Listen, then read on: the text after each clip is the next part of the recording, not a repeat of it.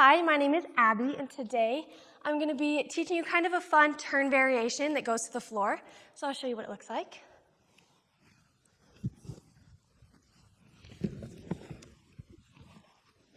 Awesome. So just to break that down, we're going to start just in a normal prep like we do for all of our turns. Our feet are parallel. We want to make sure we're not like this. In our prep, we're going to start with a fouette that's low to the floor, about 45 degrees. We're going to then bring our foot, our right foot, into a back coupe here. I have my left arm carving in this way, and my right arm is coming down in front of my face. This is how you're going to get momentum to do a lot of turns, is these arms coming in towards you. To come out of it, we're just going to extend this right leg back behind us, and then arch our body, our arms catch us, and then we're going to roll on our belly to stand up. So I'll just show you one more time.